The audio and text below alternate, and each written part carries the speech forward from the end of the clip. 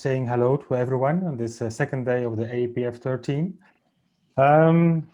We all know that it would have been nicer and cozier to chat together and seeing each other live, but yeah, since for more than 1 year we have been say caged in in Zoom sessions and webinars. So I hope that this also can be say a fruitful session where we can learn a lot about say climate justice struggles. This session will be moderated by myself, Kris Vanslambrouck. I'm working for 1111 based in Belgium and one of the AEPF members. And we also have Dorothy Guerrero, or Dottie. Welcome, Dottie. Yes, hello, Kris, and well, good morning to you, and a good day, everyone. Welcome to the 13th Asia Europe People's Forum, and today's thematic plenary on climate change and just transition. So this is the first thematic plenary of the six thematic clusters that we have in Asia Europe People's Forum. So my name is Dorothy Guerrero. You can call me Dottie. I'm with Global Justice Now. GGN is a membership and campaign organization that mobilizes people in the UK for change. We campaign in solidarity with social movements to fight the causes of poverty and injustice, particularly in the Global South. We have offices in London and Edinburgh. The organizers of this plenary, so those who helped bring this together, are the 11-11-11 Coalition, Kris organization, the Asian People's Movement on Debt and Development, Focus on the Global South, and Global Justice Now. For those who are new to AEPF, AEPF is a biennial conference that addresses the governments within the Asia-Europe meeting. So through the years, it developed an inter-regional network of social movements and progressive civil society organizations from across Asia and Europe. And we've been doing this, or the network AEPF has been doing this biennial conference since 1996, when it was first held in Bangkok at that time. This conference is being organized online for the first time. So before we go from Asia to Europe. So this time, because of the restrictions in travel and the global pandemic, we organize it online. And this 8-day online gathering features 45 interlinked events, dialogues, workshops, policy debates, and plenary sessions on major themes that organizations from Europe and Asia that are part of AEPF find important. So we have this one, the climate justice and just transitions. We have food sovereignty and resource justice tomorrow, trade justice and corporate accountability on Thursday, social justice and social protection. On Friday, peace and security, and also the participatory democracy, human rights, and migrant rights. So you will see all these plenaries each day. So just some housekeeping reminders. We encourage you to feel free to use the chat box to introduce yourselves, your organization, and where you are joining from. Also, put your comments, keep the comments and feedbacks flowing through the whole session, because that is also nice to see as well. And for this plenary, we also have a Q&A. And for your questions to our panel, please write them on the Q&A part and not on the chat, because it's quite confusing to look at the chat, especially if there are so many in them, and separate the Q&A. You can identify on the Q&A box if your question is addressed to a particular speaker or to all of them. We are also being streamed live on Facebook, and all sessions of this plenary will be recorded and made available on the AEPF website. We are being translated in Bahasa, so we're advising all the speakers to speak slowly as well, so that the translators can properly, appropriately interpret or translate your views. People for this plenary, we say that people, movements in both regions, in Asia and Europe, are facing and rising to the challenges of this most critical decade for climate justice. And we have some of the global figures who are at the forefront of the climate justice struggle and just transformation in the panel today.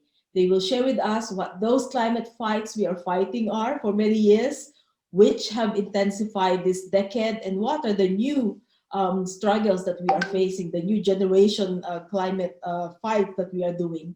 On the way to COP26, which is being hosted by the UK government in Glasgow in November, governments are presenting their new emission targets and describing them as ambitious. We know, however, that targets alone are not enough. We are looking at their plans and will interrogate those plans in this plenary. So back to you, Kris. Okay, thank you, Dorothy. So indeed, we have a very interesting panel today. We have we have invited four speakers who have a long time, say, experience in the climate justice struggle. Um, so to make the flow a bit, say, to share a bit the flow with you, we will have 12 minutes, interventions from each speaker.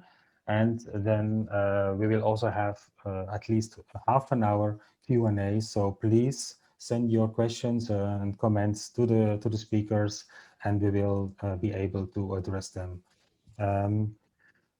Without further ado, just checking, we have a short APF video, but normally it comes at the start of the session, but Okay, it it's okay. looks like we are we are not making it today. So you have to watch and come back again tomorrow to see the APF video.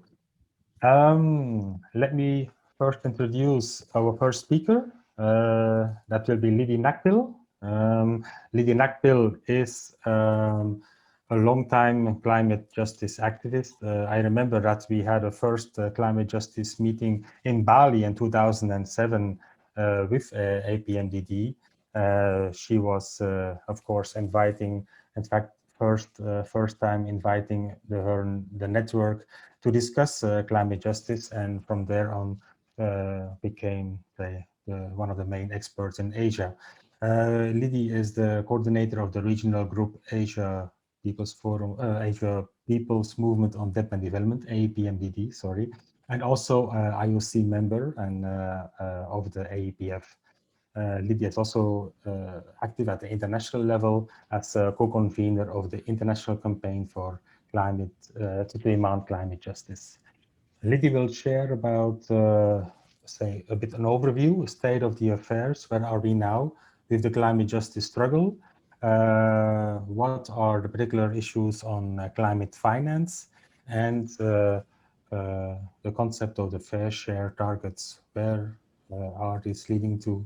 And what are the issues and the key challenges for the months to come up to the COP26 in Glasgow, if that will take place after all.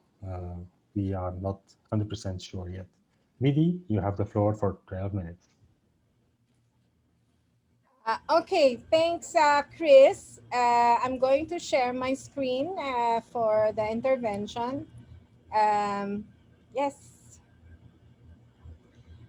So, good afternoon to everyone. I'm really delighted to be part of this panel because really good friends and colleagues are on the panel, and I know they are great. So, I hope that I can measure up. So, the title of our plenary is Rising to the Challenge of the Most Critical Decade for Climate Justice. I'd like to begin with a statement that we all do realize, of course, that the fight against climate change is a fight for system change. We have been raising this call for more than a decade now, system change, not climate change. It is the same system that has given rise to and deeply exacerbate inequalities, patriarchy, racism, exploitation, and human suffering in our world. And this same system has resulted in the excessive and rapidly increasing concentration of greenhouse gases in the atmosphere, which is the one that is causing global warming and climate change, and the steepest rise occurring in the era of neoliberal capitalism. As we struggle to overhaul this system, to change the system, we also need to win very specific changes in the short term, without which we will not succeed in stopping climate change. We need to force governments and corporations to make changes in their policies and operations now. We cannot wait until we overhaul the complete system before we are able to generate the actions that are needed now. This is the most critical decade in the fight for climate justice. We are saying that as the title of this plenary because what the world will do in the next few years will determine if we will still have a chance to keep global warming to below 1.5 degrees centigrade. Why is it 1.5 degrees centigrade? More than 10 years ago, and even longer for Meena, we were all saying it should be keeping global warming to below 1 degree centigrade. But after the passing of 10 years, this is no longer possible. So the lowest level possible, still possible, given the current concentration of greenhouse gases in the atmosphere, is 1.5 degrees centigrade. And for that, the world needs to reach real zero emissions by 2050, which means rich industrialized countries to reach real zero by 2030 and the rest of the world by 2050. And we keep harping on this timeline because if we fail, if we miss this timeline, then we will no longer be able to stop catastrophic climate change. So one of the very important issues, principles that we would like to share with you this afternoon is the question of ambition, equity, and fair shares in global climate action. Without this, we will not be able to keep global warming to below 1.5 degrees and stop climate catastrophe. But the question of ambition, equity, and fair shares are based on or have to be based on science, have to be based on the share of responsibility for the historical and continuing accumulation of excessive greenhouse gases in the atmosphere. The history is important not for the sake of history because greenhouse gases stay in the atmosphere for hundreds of years, and what has been historically emitted and those responsible for it are responsible for what we are suffering today. And it has to be based on capacity, especially because the accumulation of wealth by rich countries have been driven by the very same system that created the climate crisis. The fair shares of rich industrialized countries include domestic actions to reach real zero by 2030, and the delivery of climate finance to meet the balance of their share in mitigation, the balance in their mitigation actions or emissions reductions, as well as cover the costs of adaptation and loss and damage in the countries of the South. One of the great injustices of climate change is those least responsible for climate change, the people and communities in the South, are the ones that are suffering the impacts the most. So when we say fair shares of rich industrialized countries, we mean real zero. Net zero, which is what we have been hearing from them so far, is not net zero because net zero includes unreliable, dangerous technologies that serve only as deceptive distractions from achieving real zero targets. I will not elaborate further because Meena will be talking more about why not net zero and why it should be real zero. So given these metrics, governments are failing. So just taking two examples, the United States, which is the largest historical emitter of greenhouse gases, without if they don't do any action, we have no hope of keeping it below 1.5 degrees. The fair shares of the government of the country of the United States, according to the climate campaigners in the US, which have calculated based with the help of our scientist friends, the fair share of the United States should be 195 reductions of emissions below 2000 levels by 2005 levels by the year 2030, which means real zero by 2030 within the domestic territory of the United States, and 800 billion in climate finance by 2030 so that the rest of the mitigation can be taken can be can take place in other countries. The latest pledge of the Biden administration, which is better than the Trump administration by far is still below target. The pledge is reduction by 52% below 2005 levels. And climate finance for the next 2 years is only in the amount of 2.4 billion. So that's the latest pledge as of 3-4 weeks ago. The United Kingdom, which is now chairing the president of the Conference of Parties and will be hosting the COP this coming November. The emissions reductions, according to climate campaigners in the UK, the fair share should be 200% below 1990 levels by the year 2030. But the pledge of the United Kingdom is only 68% from 1990 levels by 2030. So governments are still way, way below target with just these two as examples, and we can cite many more, still way, way below their fair shares. Climate finance, which is part of their fair shares, and actually, according to the UN Convention on Climate Change, climate finance is an obligation of all developed countries towards developing countries, recognizing that developed countries shoulder the biggest responsibility for climate change. For us, climate finance is part of the reparations for the huge climate debt. More than just obligations, these are reparations owed to us by governments, elites, and corporations of rich industrialized countries. And we all know that climate debt is only part of a much bigger historical, social, and ecological debt acquired through centuries of colonial and post-colonial plunder, exploitation, and destruction. And this debt is still being accumulated today given the very inequitous and unjust global economic system, and is actually many times bigger than the financial debts that they are forcing people of the South to pay. So where is the finance? Governments of rich countries persistently refuse to meet their full obligations of climate finance, despite being parties to the climate convention that makes these obligations very clear.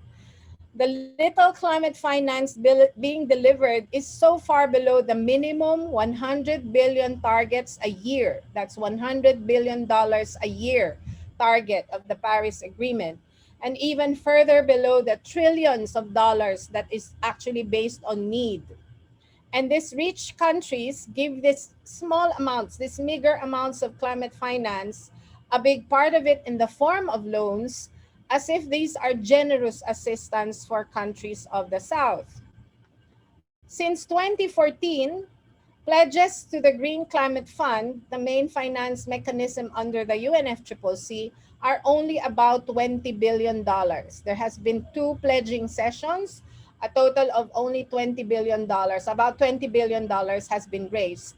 And of this 20 billion, only about 10 billion has been delivered to date.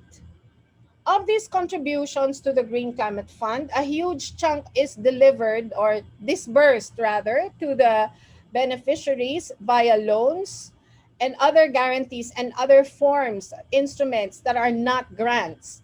So only 44% in grants as of March 2021. Projects are also heavily skewed towards mitigation, which is about 59% of the disbursements, despite a policy of a 50-50 balance.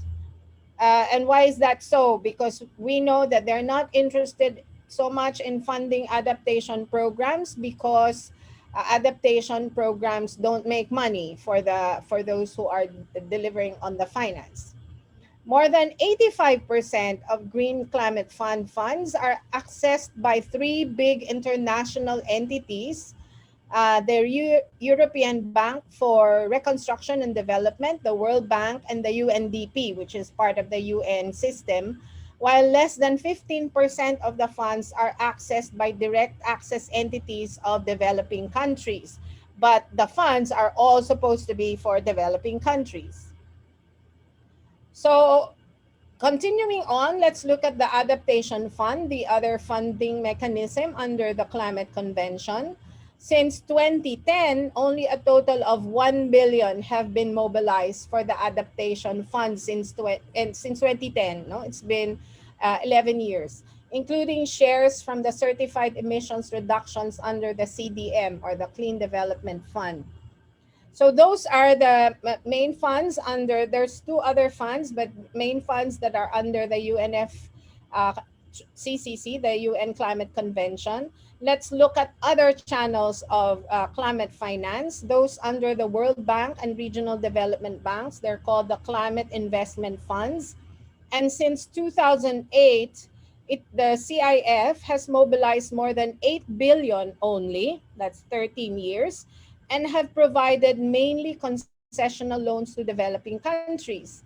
The CIF disbursements were also accompanied by private sector co-financing in the estimated amount of 58 billion. So it's quite obvious that one of the uses of the climate investment funds is to entice the private sector to investing. They don't give grants, they invest and expect a return on their investments through investing in climate programs. Of course, climate action must also include the following. So we just covered the fair shares of mitigation and also of climate finance to cover mitigation, adaptation, and I must add they're refusing to finance loss and damage, rather only offering insurance systems and other the similar kinds of responses. Climate action must also include the following: the swift end to fossil fuels through a just transition, which Greg is going to discuss more about, securing people's rights to food and water in the face of climate change, which Teresa will cover, full scale ecological restoration, which I think is also being covered by Teresa, and not nature bashing solutions.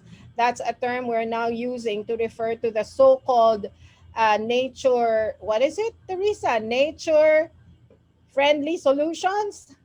Nature-based Based, solutions. Nature-based Yeah. mm, solutions. So now we're calling it nature-bashing solutions, because in reality, many of the so-called nature-based solutions are actually not nature-friendly solutions.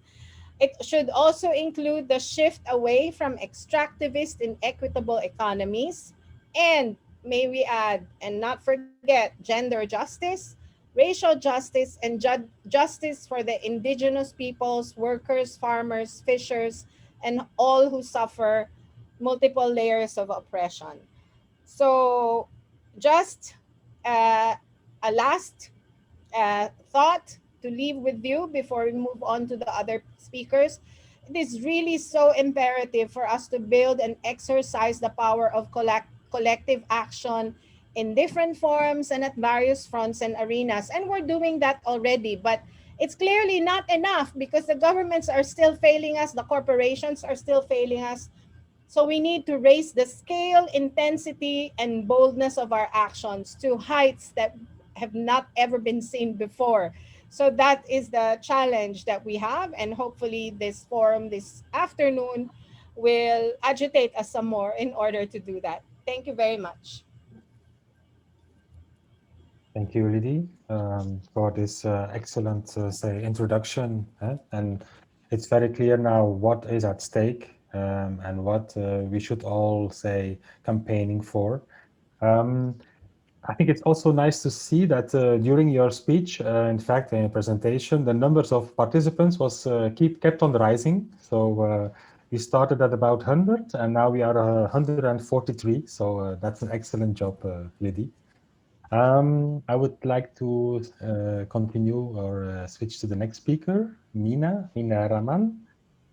She's the head of programs of Third World Network and also the coordinating the climate change program at DWN. She's also president of the Friends of the Earth Malaysia and based in Penang, Malaysia. As Lidy already referred very, say, quickly to the real zero versus net zero, we would like and invite Meena to say, put the dots to the I. What is now real zero versus net zero? Meena, you have the floor. Thank you very much, Kris, and thank you to Dottie as well, and thank you to all of you watching this. Greetings from Penang, and this is afternoon in my country, and I'm sure there's a different time zones in wherever you are in your part of the world. Can I have this, Kathy, share the screen, please? Thank you so much. The topic that I was given was actually the net zero versus the real zero. And I'll start by calling this net zero fallacy.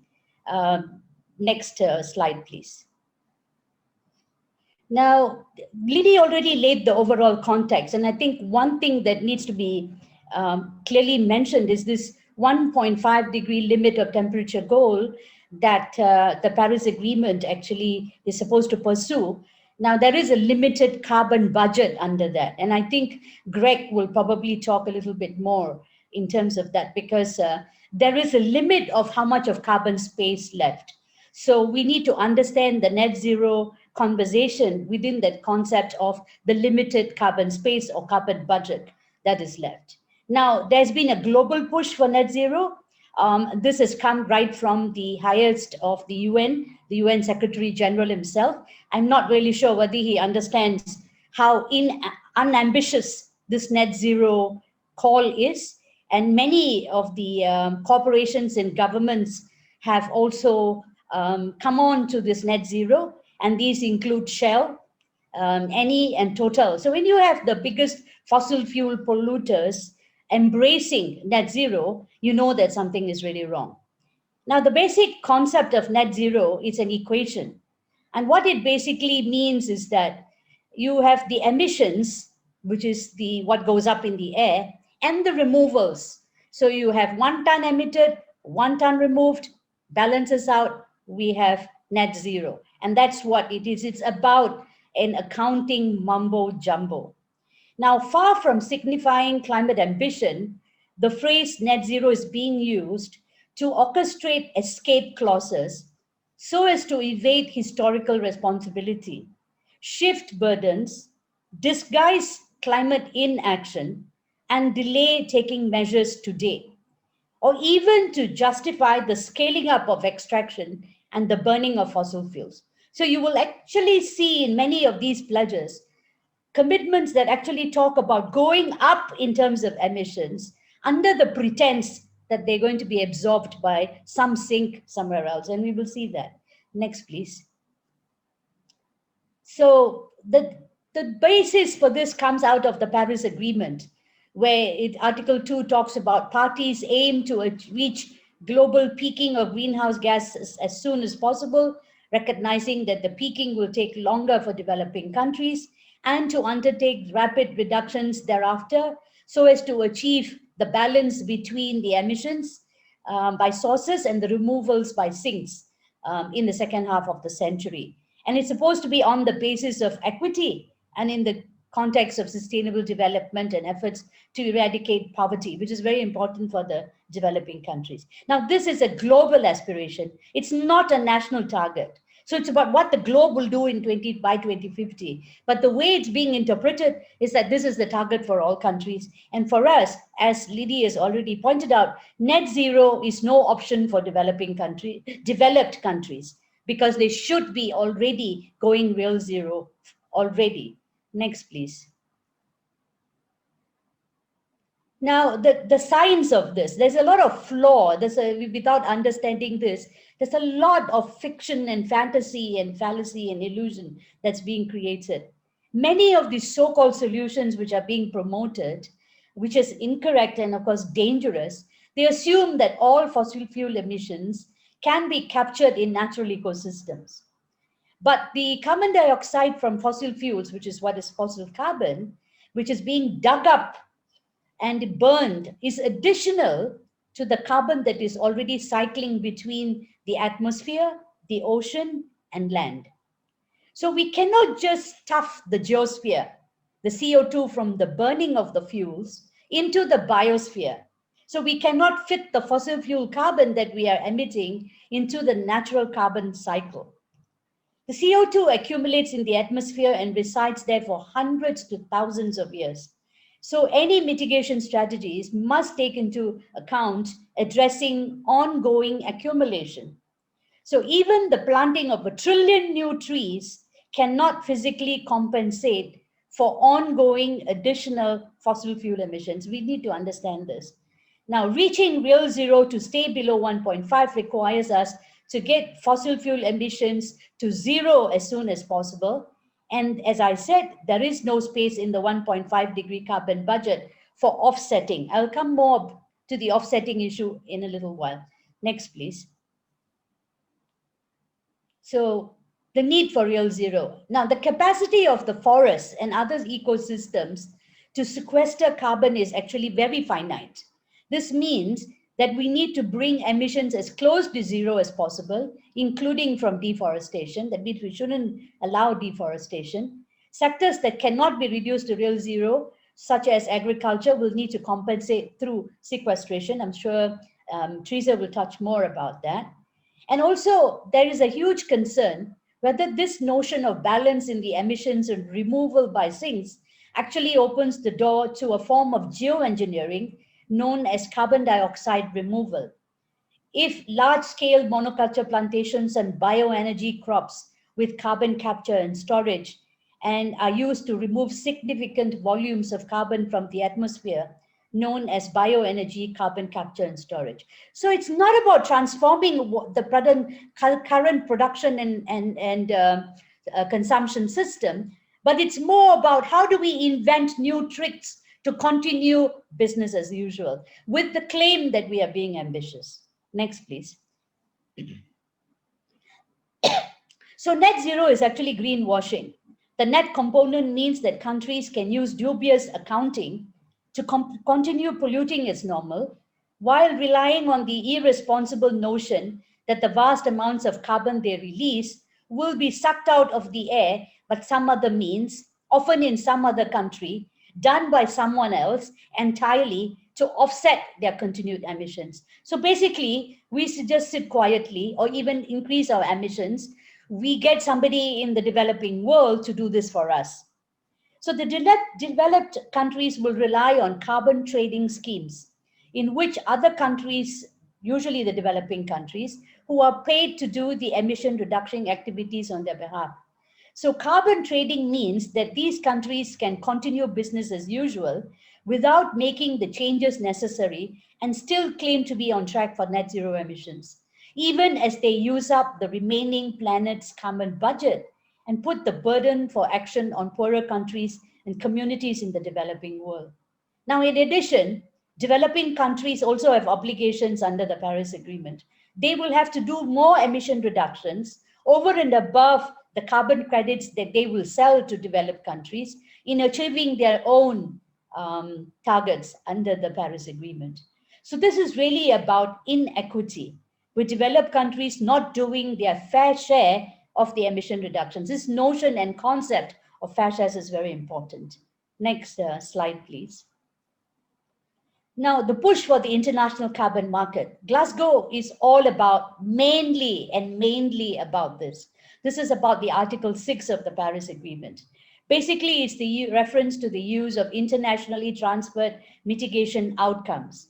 And they refer to the avoidance of double counting. That means if one country sells another carbon credits to another country, they both cannot count that towards their emissions. So the door has been opened for the establishment of an international carbon market, something that civil society and social movements have been fighting for a long time.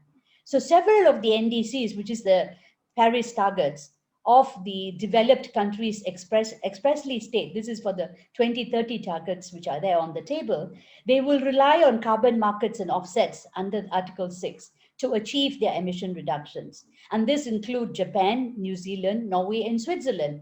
And the carbon markets will be the crucial vehicle for developed countries for their net zero targets through the use of offsets in developing countries. Now the cartoon, you can just see the guy has this is a carbon trader. He just has to sleep in bed while it's like the Wall Street of the carbon market, where you will get some money being traded for the sale of carbon credits, and nothing really, the planet is not rescued. Next, please. So this is something that we need to really pay attention to. And this thing about nature-based solutions or the nature-bashing solutions. Now, ecosystem-based adaptation, forest conservation and protection, mangrove forest protection and replanting, these are all real solutions that have been advanced by indigenous peoples and local fishing communities to support their livelihoods and protect nature. Many of us are engaged on the ground with our local communities doing these very same activities. However, concerns arise when developed countries have reasons for promoting nature-based solutions as sinks and removals in developing countries for their emissions sequestering. So this is where it becomes problematic. So don't get us wrong. Many people say, why are you against nature-based solutions? We are against nature-based solutions because there is an agenda for driving this. And this is where it is linked to the net zero and the Article 6 for the carbon markets.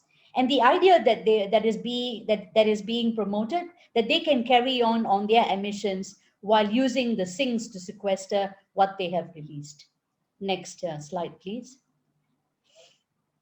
So this is really scary picture. And the COP presidency, the COP26 presidency, they have expressly said that nature-based solutions is a priority for Glasgow. And they are also very keen on promoting this and linking this together with the climate agenda, with the Convention on Biological Diversity, which is also happening this year. And so they are trying to connect these two agendas as if this is going to bring multiple benefits for climate change and biodiversity at the operational level. But if we don't know the details and the agenda behind this, we get caught up by saying that this is good. But this is really a disaster in the horizon if we are not if we are not going to take action to stop this. Next, please. So, seeking solutions to one's emissions in someone else's lands and forests can be characterized as carbon colonialism. So the question that we ask, these solutions are for what? Whose problems are being solved? Who is profiting from the solution?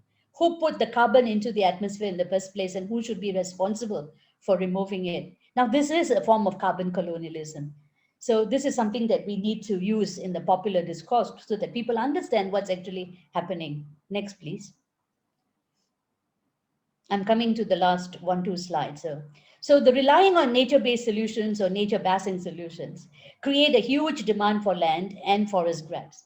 So the net zero pledges that are not grounded in deep decarbonization, which means you're not talking about real deep carbonization across the economy, and that rely heavily on nature-based solutions with or without offsetting, they create a huge demand for nature-based solutions. And no published research exists as yet as to all this adding up of the quantities of carbon removal that make up the net zero pledges of the corporates and the countries. So the quantity will be huge and likely to exceed the sequestration capacity of the planet by several fold. And much of the sequestration capacity is in the sinks of the developing world. And this leads to concerns about land and forest grabs in the name of climate and biodiversity solutions. And what looks like initially sounds positive, but it'll balloon into negative impacts for developing countries, particularly for the poor communities who depend on the land and forest for their livelihoods and resources. And also, it will lead to competition and conflicts over land use in developing countries. Next, please. So for a lot of, while we're waiting for the next slide, while a lot of there's some conservation groups and green groups which are promoting nature-based solutions big time. And they're saying that this is the way to protect the remaining biodiversity and so on. But for us, this is where the danger is, as we have shown. It will mean that you are again encroaching into the limited space of the local communities and indigenous people, the last frontiers of the forest, of the wetlands, of the grasslands.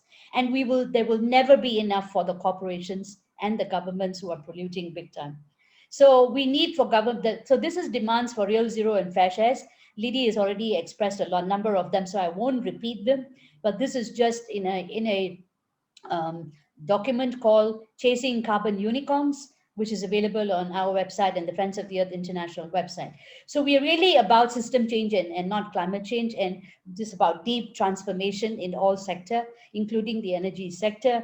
and of course, new economics for people and planet. I think this is what we all talk about in terms of system change, real binding rules for big business and reining back corporate power from the TNCs, all this that we need to do.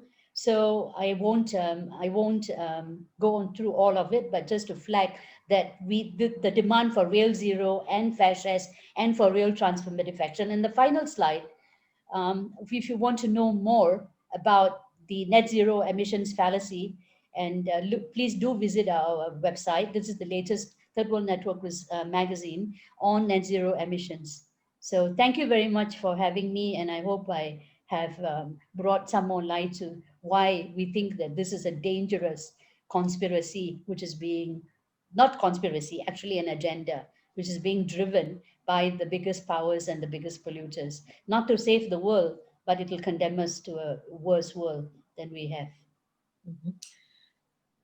Thank you, Meena. And also, it is really good to see how your presentation and then Lidy's presentation previously really jive. And we really see, for all our viewers now, you have heard that the both speakers have talked about conspiracies, how we are being hoodwinked on this. Because every time a conference of parties is taking place in a new country, people think, oh, for those of us who have been going to all these conference for parties, they say, oh, you're here to save the planet. But the thing is, whatever is being discussed, or those that are being discussed in a negotiation, are not what the planet needs. It's actually more of how to avoid responsibilities and how to put all the actions, make the developing countries or the global south suffer more and take those actions, while the rich countries are taking it easier. So it's about how real actions are getting delayed.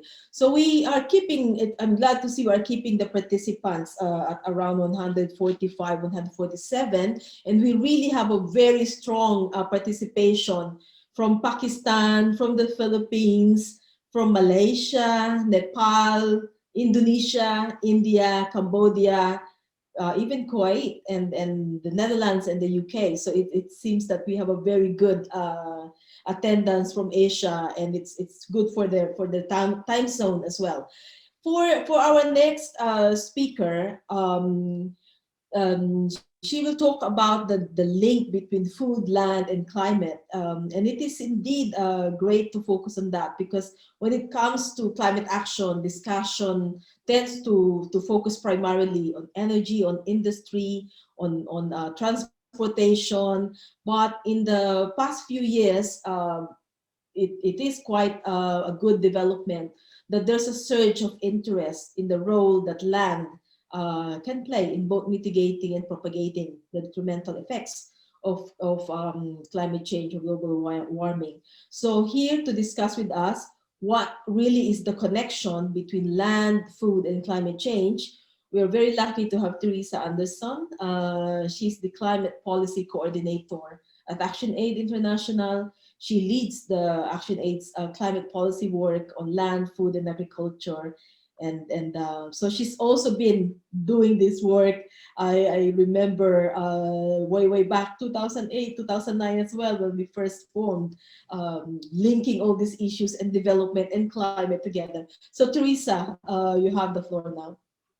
Thanks so much, Dottie. It's great to be here with comrades from around the world. And thank you so much to Lidy and Meena so far for laying out the issues so clearly. And as you say, Dottie, I think it's really excellent that you've given the space for agriculture to be here, to joining this platform, because I really think that agriculture is one of those key issues relating to climate change that is somehow not really acknowledged or spoken about enough, but is absolutely essential. I mean, for many reasons, but not least because agriculture makes up 30 to 40% of global emissions, but it's also highly vulnerable to climate change as well. So that creates a lot of complexities around climate issues relating to agriculture. So I'm going to try to unpack those to help us find a way forward, including for just transition. So as we know, agriculture is the source of most of our food. We all have to eat. And the impact of climate change on agriculture is something that every one of us should be worrying about. But it's also because the global agricultural workforce is 1 billion people. So 1 people in 8 around the world are working in agriculture. So that makes it the biggest sector and the biggest workforce. So climate change has huge ramifications for economies, particularly for countries in the global south, where economies are largely based on agriculture and not industry. And so we need to be mindful that agriculture is affected by both climate change and by possible solutions to climate change. And it's also a major contributor to climate change as well. So when we talk about climate change in the agriculture sector, we have to make sure that we put social justice at the core of our analysis and action. Now, it's true that agriculture is especially vulnerable to climate change, but that is especially, and it's true everywhere, but it's especially true in the global south. Climate justice means recognizing that the communities that have done the least to cause the climate problem are the ones that are facing the worst impact, and especially smallholder farmers, rural communities, those people with the smallest climate footprint are the ones dealing with the harshest climate realities like droughts, heat waves, floods, cyclones, rising sea levels, erratic conditions, the rains coming late, the rains all finishing early. All of these lead to crop losses and loss of farmers' livelihoods, and is in many places actually increasingly contributing to migration from rural to urban areas or transboundary migration, and increasingly to the feminization of agriculture, which means that women are taking more of the agricultural role on, in addition to their responsibilities for taking care of families and homes, etc. But they have increased burden, more exhaustion and poverty for women farmers in low-income rural communities. So climate change means that the future of food and rural livelihoods faces serious long-term insecurity. We saw a report came out just this week implying that if the world experiences 3 to 4 degrees of global warming, we could see up to 1/3 of food production lost to climate impacts. What makes this especially complex is that industrial agriculture, you know, the Bayers, the Syngentas, the Monsantos of the world that try to sell farmers and tell governments that their chemicals, their seeds are the only and the best way to do agriculture, they actually make farming and farmers' livelihoods more vulnerable to climate change. And that is because the chemical nitrogen fertilizers that farmers add to the soil to supposedly improve fertility and help plants grow quicker, these actually harm the beneficial soil microorganisms. And actually that means that soil becomes, instead of being nice and spongy and absorbing water, holding water, it becomes dry and dusty. And that means it's more vulnerable to weather extremes like heat, short rains and drought. They dry up more quickly, and there's often less water available for crops to grow when you're adding lots of fertilizers to the soil. And that means you might actually face reduced wheat yield if you have less rainfall this year. And it also means that if you have heavy rainfall, your soils and your crops might be more easily washed away. And in addition, industrial agriculture also makes crops vulnerable because, you know, these big agribusiness corporations, they try to sell seeds to everyone, and they want all the farmers to buy their one type of seed. But actually that type of seed likes perfect conditions, like water, perfect amounts of water, perfect amounts of fertilizer. And if they don't get those perfect conditions, they also are likely to fail in unpredictable weather conditions like less rainfall. And these types of industrial seeds are in fact more vulnerable to new pests and diseases that are becoming more common now in times of climate change. At the same time, industrial agriculture is a major driver of climate change, because to produce those chemical nitrogen fertilizers is very energy intensive. It requires a lot of fossil fuels to be burned to make fertilizers. And then when you add them to the soil and you kill those microorganisms, they end up causing the soil carbon in the soil to degrade back into carbon dioxide. So you release a lot of emissions in the production and application of synthetic chemical fertilizers.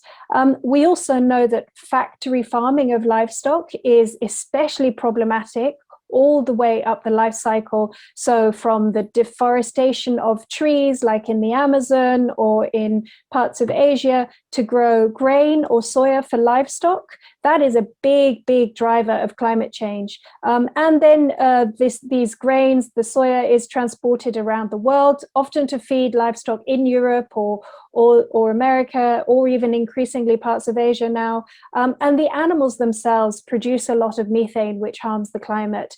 And so in concentrated factory farming conditions, this means many, many more animals are being produced. So that means much greater overall harmful climate impact. So industrialized agriculture, big agribusiness, is a major climate culprit, but it's also very vulnerable to climate change. So to add another dimension into the mix, we have to acknowledge that food and agriculture are also threatened by possible solutions to climate change. So we saw the biofuel land grab, which took place from 2007 to 2012. Crops like sugar, corn for bioethanol, soybeans, palm oil, of course, many of you are aware of, for biodiesel.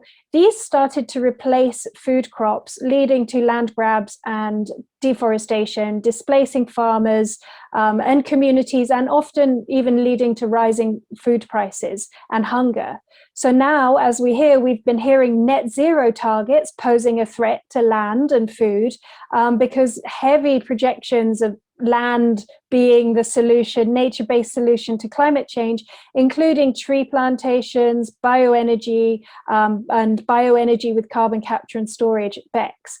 And as we heard, governments and fossil fuel corporations and international agencies and all sorts are wrongly assuming that there will be an infinite land available to offset their emissions, which means that they can just continue polluting.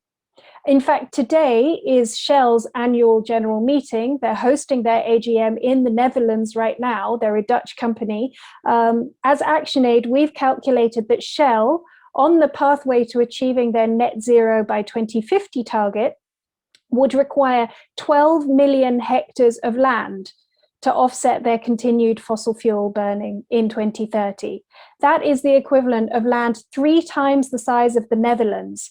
But of course, that land for Shell is not going to come, they're not going to displace their own land. They're not going to have these plantations on their own doorstep. These trends, Shell and all these other corporations with net zero targets are going to push for land to be used for tree plantations in the global south. So given all of these complexities around land and food, we need to think about how to put social justice at the core of climate action in agriculture. So we have outlined principles for just transition in agriculture. We spoke to our allies in the trade union movement who've been pioneering thinking about just transition in the energy sector. And we've worked through what the implications of just transition should be when applied to the agriculture sector. Just transition is not only about the outcome, but it's also about the process. So it's not only what you transition to, but how you make that transition. So the first principle that we think is very important to remember in any just transition, whether in agriculture or any sector really, is that you need to address, not exacerbate, injustice. And so that means recognizing that big agriculture is not only big industrial agriculture is not only bad for the climate, but it's really squeezing small farmers. They're being forced to get big or get out. And industrial agriculture causes more and more concentration of land, wealth, and power in fewer and fewer hands. We see smallholders who in fact produce the majority of the food eaten by people around the world, being increasingly pushed off their lands by large-scale industrialized farming systems. So a just transition needs to reverse that trend and support the world's nearly a billion smallholder farmers, while also addressing hunger and securing food rights, and addressing injustices of workers' wages and exploitations that is also really rife across many parts of the industry. In many parts of the global south, more than half the farmers are women, but they face really unjust barriers, not only cultural expectations of looking after children and family, not only not being recognized as farmers, as Pamela mentions in the chat here, but systemic policy gaps that block women from accessing land, accessing finance, and getting extension services help so that they can farm more effectively. All of this means that agriculture is really being held back because women are being held back. And given the threat from net zero targets, we also need to make sure that supposed climate solutions don't lead to land grabs and instead they safeguard the rights of communities. So to the second principle for just transition in agriculture is that we need to transform the food system to work for people, nature, and the climate. So when it comes to energy, of course, everybody here knows that fossil fuels are on the way out and renewable energy is part of the climate solution. But for agriculture, it's really important that people understand that industrialized agriculture, including factory farming, is the problem, and that the solution is agroecology. Sometimes organic agriculture is also pretty close to agroecology and pretty good. And so that's about finding ways of doing agriculture that mean working with nature instead of against it. So by improving soils and making soils more fertile, by using natural materials like compost and manure instead of chemicals, building up soil organic matter, encouraging locally adapted seed diversity and planting diverse crops. And so that means that soils are much healthier and hold more water, more resilient to climate impacts. And the seed diversity means farmers spread their risk and also improve nutrition as well. So agroecology is a clear solution to adaptation to the impacts of climate change, but it's also a mitigation solution because it avoids all those emissions caused by industrial agriculture, but it also benefits farmers too. And the good news is that the UN's Intergovernmental Panel on Climate Change, the IPCC, really confirmed this, that we have to move from industrial to agroecology methods of farming, and that is the path forward for the climate. And they also confirmed that we really should be consuming less and better meat in order to help move away from factory farming of livestock, and that we need to protect and restore the world's biodiverse ecosystems. So as I said earlier, just transition is not only about the outcome, but also about the process. So the third principle of just transition in agriculture is ensuring inclusiveness and participation in planning processes. So that means listening not just to the people in suits and PowerPoints who can access governments and tell them what to do, but really listening to the farming communities, particularly the women farmers, marginalized subsections of communities, making sure that they are listened to and empowered to articulate what their needs, what their challenges are, and how, so that they can help shape the transition to alternatives. This should be happening at like local and regional as well as national planning processes, because we need to make sure that policies are based on the needs of the most vulnerable rather than the elites, and that policies take into account not only the impacts of climate change, but also the potential impacts that climate policies could have on communities.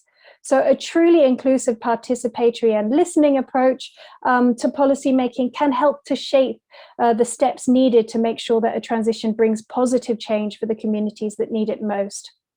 And the last principle for just transition in agriculture is making sure that your planning and policy frameworks are really comprehensive. So what are the mechanisms that can help support those communities to make the shift? Is it climate finance? Of course, but also training and reskilling, social protection, integrating agriculture policies with policies that like public procurement, regulating big business, and of course, climate policies.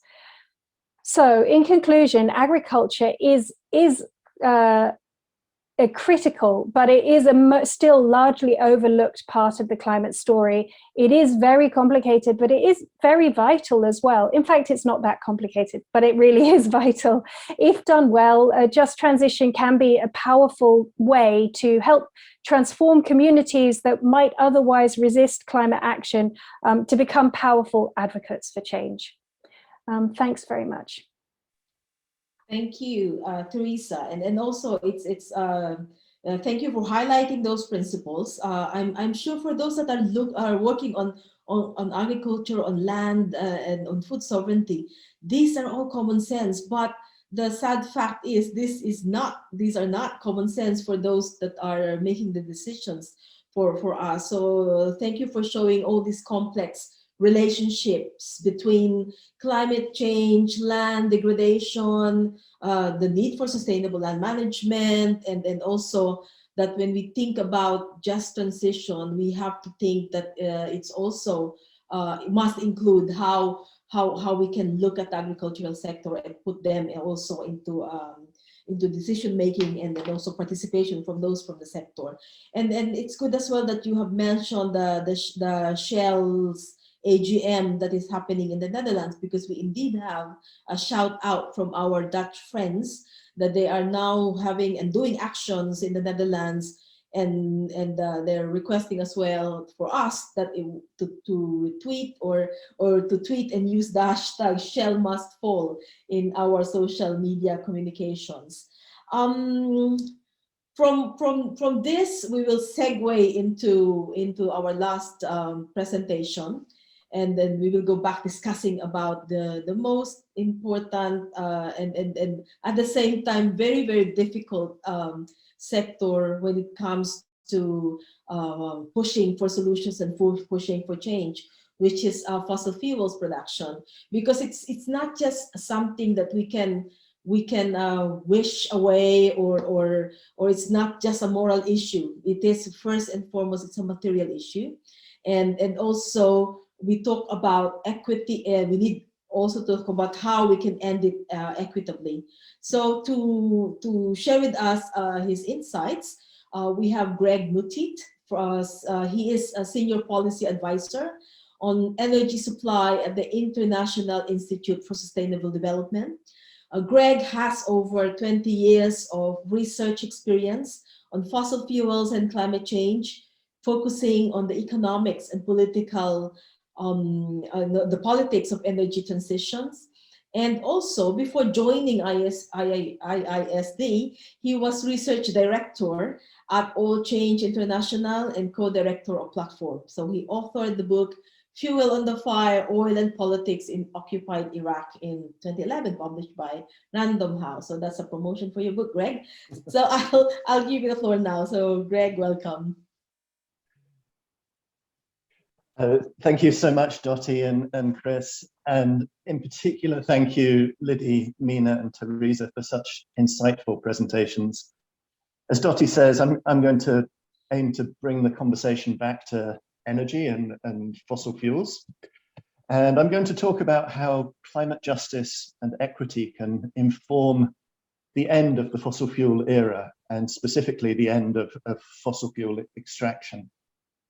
And most of what I talk about today is going to be based on this paper, which I co-authored with my good friend Shivan Carter. It was published last year, and which I'm now working with Lidy and with other allies around the world to look in practice at how equity can inform the ending of fossil fuel extraction. Now, the start of the pandemic about a year ago really gave an illustration of what an inequitable and unjust transition can look like. So in March and April last year, the global oil price fell by more than 50%. The Brent crude fell from around $60 to below $30 in the space of just a few weeks. And what happened during that period really showed the difference between countries that have resources to protect their industries and their workforce and those that don't. So, for instance, in response to this, in Canada, the province of Alberta used public money to buy another pipeline to help the oil industry export its oil. In Norway, there were new tax breaks given to oil companies to help them through the period of low prices. And so in these countries of the global north, the oil industry was supported through this period.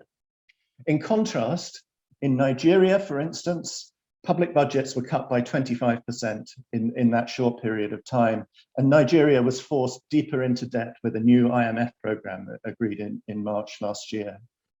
In Iraq, where a very large portion of the population works in the public sector, salaries were cut across the board following the reduction in oil revenues. And so people were forced to survive with less money while still trying to cope with the legacy of the 2003 war and subsequent occupation. And in oil exporting countries across the global south, this came at the same time as they were trying to deal with the pandemic, an unprecedented challenge for their public health systems, at the same time as losing a large chunk of the money with which they could try to manage it. Now, orthodox climate policy focuses on carbon at the point where it leaves a tailpipe or a chimney, at the end of the pipe where carbon dioxide enters the atmosphere. But we can also look at carbon throughout the whole of the energy system. The same amount of carbon gets extracted from the ground in an oil well or in a coal mine as ultimately gets burned and emitted into the atmosphere. And so an increasing number of us are trying to address both ends of the supply chain. This graph I'm showing you now is from the Production Gap Report, which is published every year by 5 organizations, including mine, led by the Stockholm Environment Institute and also involving the UN Environment Programme. And what this does is it adds up the world's government's plans for fossil fuel production. And in the red line, it shows a global aggregate of all governments' plans. And as you can see, governments plan to keep increasing fossil fuel production. And this even exceeds how much they've pledged in their NDCs to reduce consumption of fossil fuels and emissions. Now, the Paris goals, as you can see, represented by the green line for 2 degrees and blue line for 1.5 degrees, require a rapid reduction in the consumption and production of fossil fuels. And so this gap between governments' plans to increase and the need for globally to decrease, we call it the production gap. And this applies to all 3 fossil fuels, coal, oil, and gas. All of them need to decrease rapidly, including this decade. And all of them governments plan to increase production of. Now, the consequence of this, going back to the previous slide, is because the same amount gets extracted as ultimately gets burned, it doesn't accumulate anywhere in the system. We get a problem called carbon lock-in, which as more production is developed, it makes it harder to reduce emissions. Now, if government policy almost entirely focuses on the end of the pipe, as I say, if governments are successful in restricting emissions in line with the Paris goals, those investments that are made in increasing production are going to become stranded assets, and there is going to have to be a very rapid change, jumping from the red line to the blue line.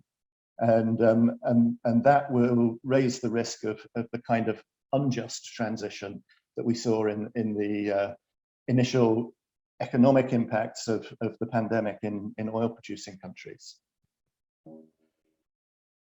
Now, the previous speakers, in particular Lidy and Meena, talked a lot about about fair shares, about the obligation of wealthy countries in the global north to take the fastest and greatest action to mitigate emissions and to provide climate finance to enable countries in the global south to do so.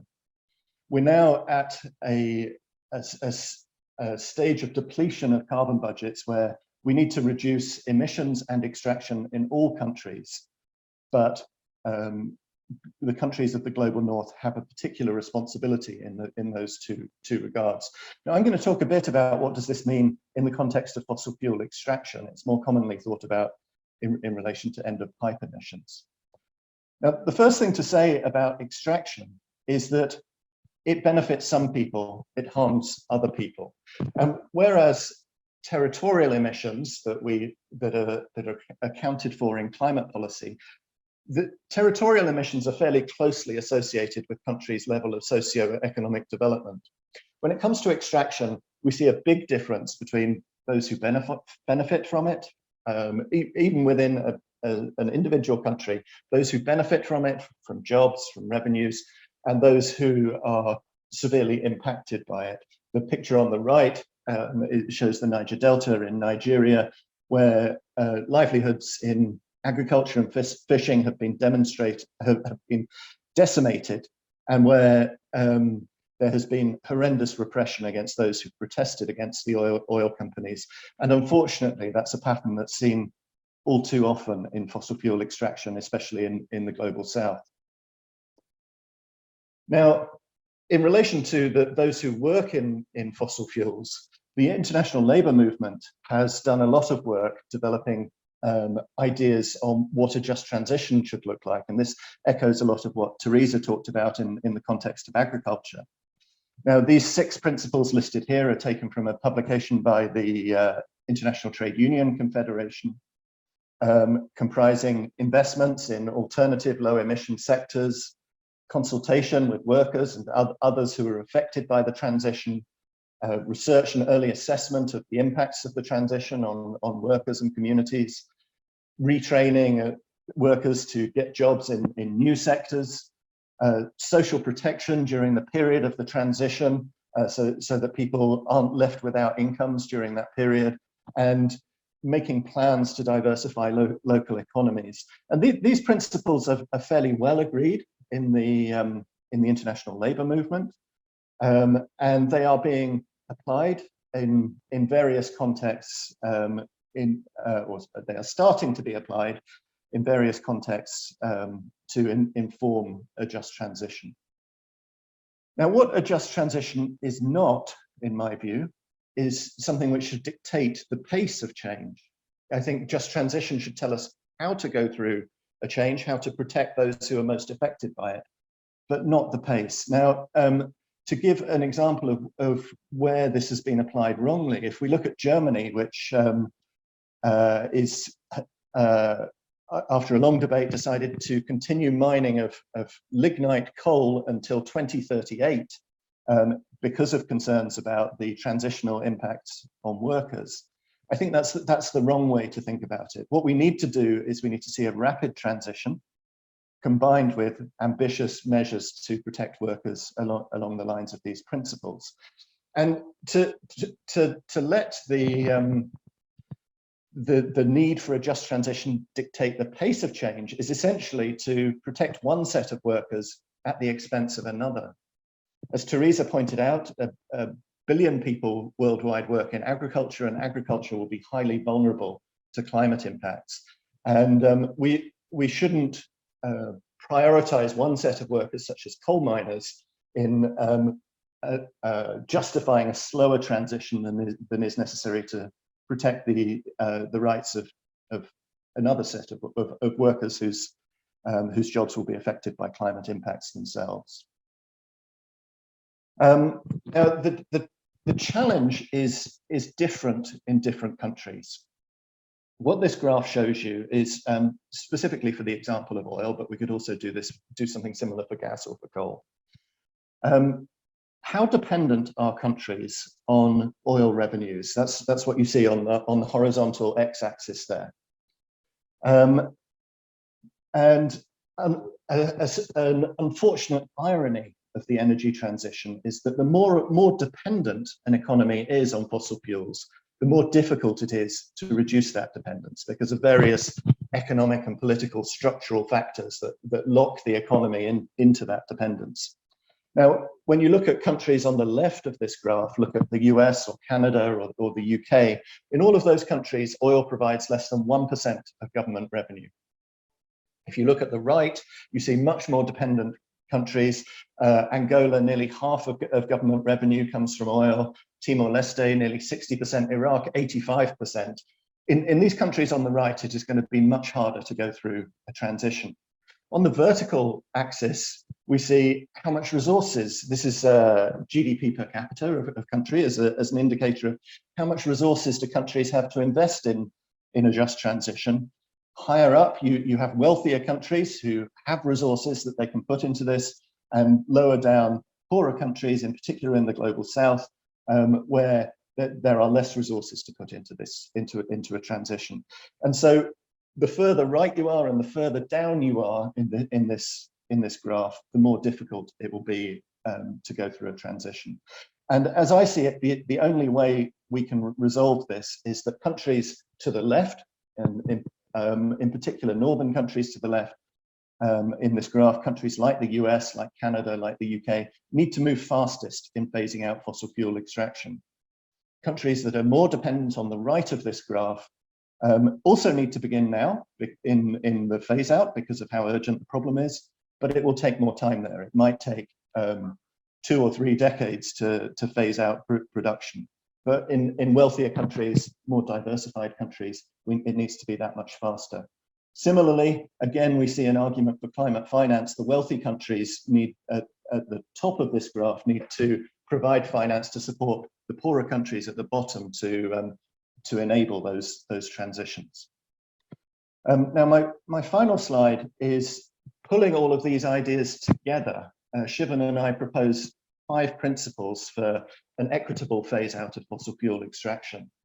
The first is that the global pace of reduction of extraction has to be consistent with 1.5 degrees. To be any slower than that would be an unjust outcome in terms of impacting those who are most vulnerable to climate change. Secondly, there needs to be a just transition for workers and communities along the lines of the principles I showed on the earlier slide. Thirdly, where extraction violates environmental justice or human rights, such as the case of the Niger Delta that I mentioned, that needs to be stopped. It is unjust to continue extracting where it gravely impacts on people. Fourthly, picking up on that last graph, extraction needs to be reduced fastest in the countries where the social costs are least, and that means the most diversified countries and essentially countries of the global north. And finally, the costs need to be shared fairly, with climate finance supporting the transitions in the poorest countries in the global south. Now, we propose that these 5 principles should shape a global phase out. Unfortunately, what we're seeing right now is most wealthy fossil fuel producers in the global north are continuing to expand their production, as we saw in the production gap slide. I'm based in the UK, of course, the COP26 host, where a couple of months ago, the UK decided it was going to continue awarding new 30-year licenses for more extraction of oil and gas. Now, those licenses will take us into the 2050s, past the date of when we need a global reduction to zero emissions. Now, not only is the UK failing to act faster than other countries, as it should, for the reasons I've said, it is actually proposing to act slower by continuing to award new licenses, continuing to add yet more carbon to the atmosphere. So this is where we need to see the change. We need to see wealthy countries leading in phasing out extraction and providing their fair share of climate finance. Thank you ever so much. Thank you, Greg. And it is really excellent how all the presentation come together. And at the same time, there's also those indicators as well, how they will all add up. So it's not just focused on one sector or one campaign or a set of principles, but we can see how they will all add up. So we will now go to the Q&A, and we're happy to see that we are maintaining this almost the same number of participants. So that means all of you are still taking this as either very, very interesting, or you wanted to learn more, or you wanted to ask a question. That's why you waited until now. So at this point, we actually wanted to give you that space. We have at least half an hour or a little bit more for the Q&A. I would like to remind again everyone to put your Q&A on the appropriate box. It's on the lower side, or lower part of your screen. There's a Q&A there, so put your questions there, because otherwise we have to scroll up and down on the chat box, and it might be difficult. We might lose your questions. So we will also allow you to say your questions, but please limit your question to maximum of 1 minute. You can either just raise your question, those that we will call. So we have at the moment, we have Sylvia and Diani who posted their questions earlier. So we will call them. So you can also unmute your mic and start your video sharing when you put your question. So Sylvia and then Diani.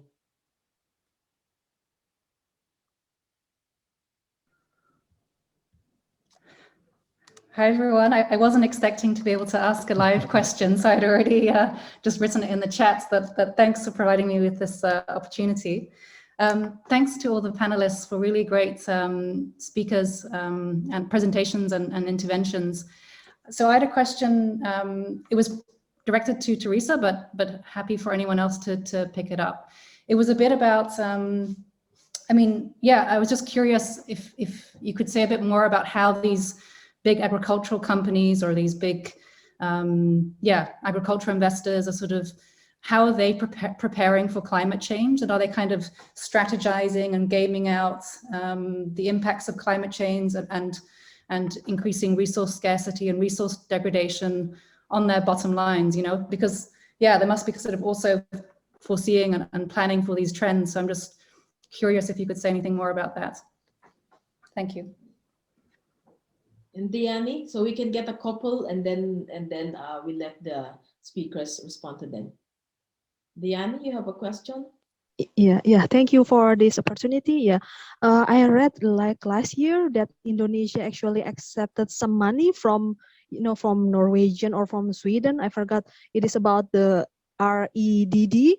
I don't know what's the meaning for that, for the, for the detail, but I think just like for the exchange carbon or something like that, and maybe from the panelists can, explain a little bit for us to know. Thank you. Okay, thank you, Diani. So we can have this. I think the first question is addressed to Teresa. Also the second question, but if other people would wanted to respond to that as well, and that you can also have the opportunity as well for the speakers if you also wanted to address the other points mentioned by your co-speaker. So this is also the chance for that. So yeah, sure. Hi, thanks very much for the question, Sylvia. How are big agricultural companies gaming out the impacts of climate change? So in fact, what most corporations, the big ag corporations have done is they've on one hand acknowledged climate change as a reality, but they're really doubling down on their solution, like saying what we need is more of the same. Not only we're the problem, but we're also the solution, or something like this is their logic. And they do that through several ways.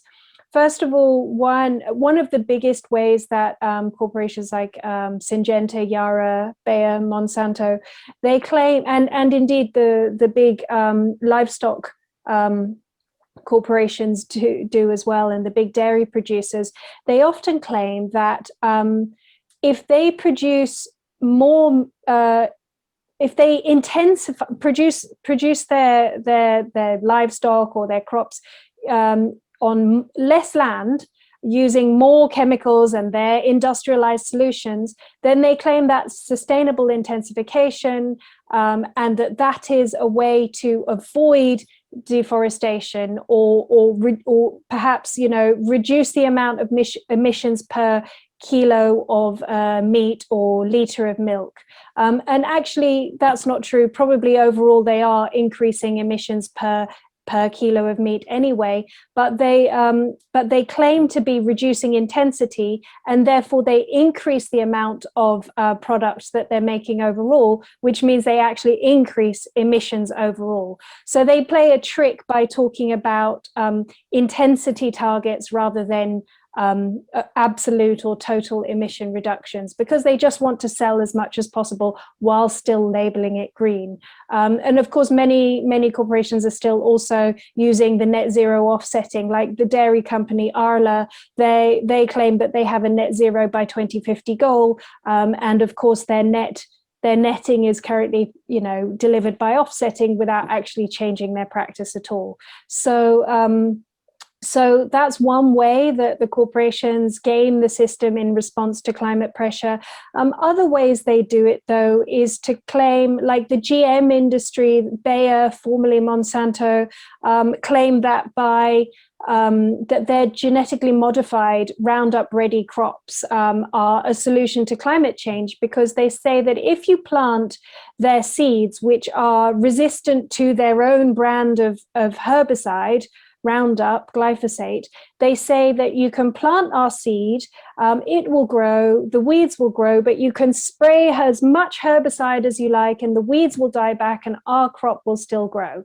So that means you don't need to do any plowing or tilling the soil for weeds. So that reduces the emissions that you create when you disturb the soil. So they claim that that is a climate solution. In fact, some farmers in parts of the US are selling those supposed emissions saved as a carbon offset, as a climate solution. It's completely fallacious. The maths doesn't add up when you look at the life cycle. The science doesn't add up, but they still sell that to gullible clients.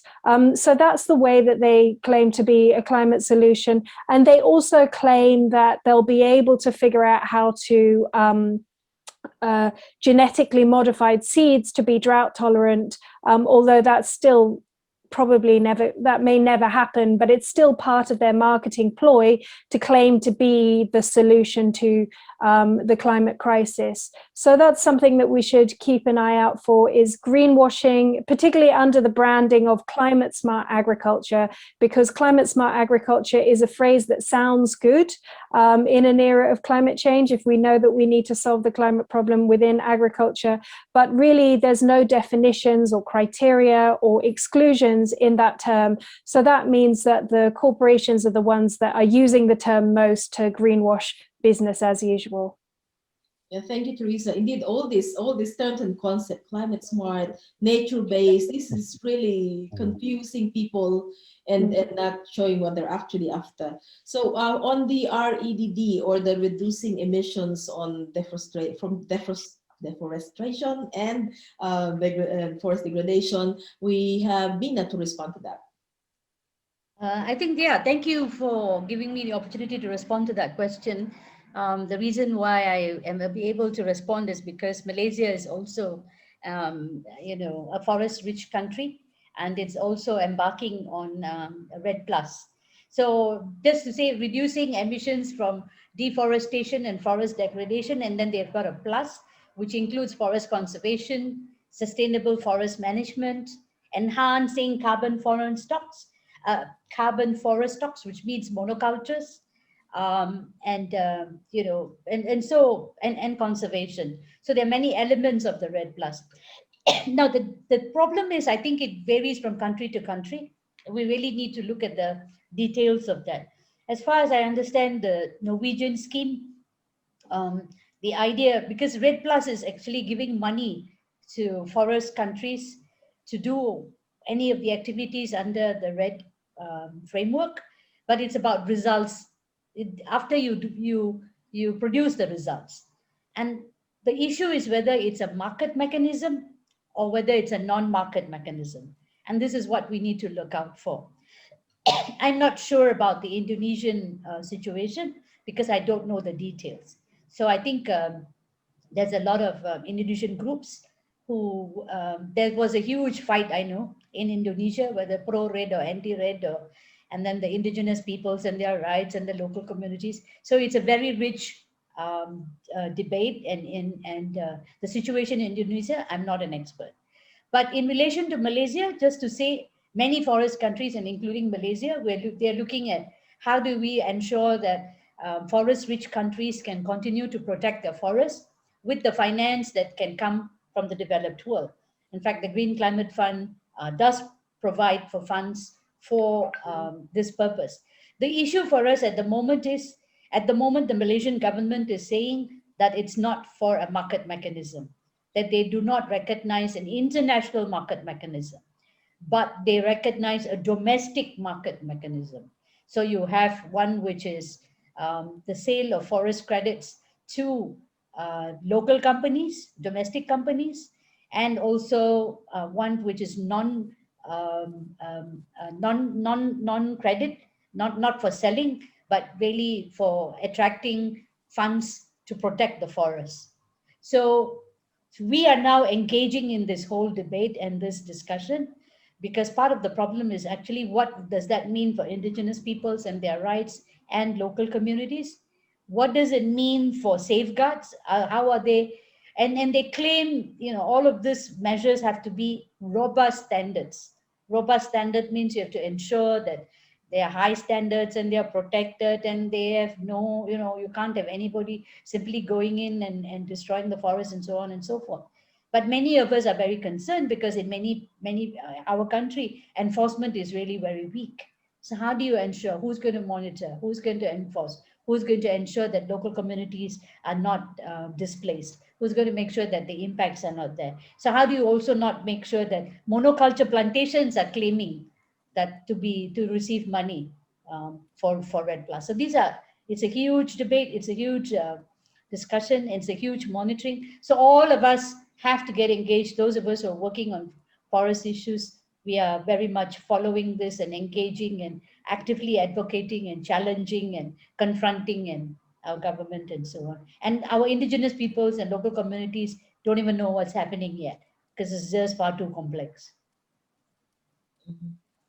Yeah, thank you, Meena. Maybe I want to ask a follow-up question on that while we're waiting for others. So far, we have one questions on the list here, but while we want to ask for two, so for the participants, we need one more question before I call you. But maybe I wanted to focus more on what Meena mentioned about market mechanisms, and most of those that are advocating for climate justice, many of our critiques are on the market mechanisms. So maybe for all the panelists, why is it bad? Why are there so much critique on market mechanisms? Maybe you can explain that a bit. Well, I see Dr. Larry Lohman on your list of participants. He is Mr. Expert on the carbon markets. He's written a book on it. Many of us rely on him. And also, so basically, this is one of the most difficult for me, actually. I mean, I have been engaged in a lot of processes. One of the most complex negotiations which are happening right now is that whole Article 6 discussion. What exactly is this animal called Article 6? So if you go into 6.2, it's the international transfer of mitigation outcomes. 6.2 is about the clean development mechanism plus, it's called the super CDM. And then you talk about and maintaining environmental integrity, avoiding double counting. I tell you, it will keep us, for those people, consultants who make money, they will be in employment forever. The planet can die, but they will have their job secured. Now, the difficulty is really about what does all this mean? There is a voluntary market at the moment. We know that there are voluntary trading schemes, and then you have the European emissions trading scheme. There's been a lot of critique about the emissions trading scheme of Europe. I'm sure there are people from this panel, attendees here who also know that. Lots of criticism about it. How do you talk about it in terms of really working? So the first and foremost, this whole thing about carbon pricing. Now, when the governments are encouraged to do carbon pricing, and I agree, but they don't want to talk about carbon taxes. Anyway, some countries are going towards carbon taxes, but there's an ideological block about taxes, and they always focus on markets and market trading. And that really becomes an issue. So it's about all this trading, selling credits. Now, how do you're dealing with intangible. You're not dealing with timber. You're not dealing with hard products. You're dealing with carbon. How do you even make sure that the carbon is that is there is properly measured, verified, reported? I mean, it's ridiculous. In fact, some time ago, when we were looking at this whole issue, I read an Interpol report. This is international police. It's not anyone. It's not you. It's not me. It's not Greg. It's not Stockholm Environment. Interpol. And they said that this is the biggest fraud ever. International fraud. Speculation. I mean, it's just a huge. It's the Wall Street of the carbon space. Really, it's really that, and it scares the daylights out of us. So how Article 6 got there? It was a lot of fight. There was a lot of push for not having Article 6 in Paris. But of course, we all know how the negotiations took place. It was a lot of it was behind the scenes. Finally, that text is there. Until today, what is exactly Article 6? What is the rules? They are having a huge discussion, and I hope they continue having discussions and don't conclude any rules in Glasgow. But you can bet that the International Emissions Trading Agency is big time. They are negotiating. They are at the room. They are in the room. They are representing countries, and they are negotiating what the carbon market should do and be involved with. So this is a horror.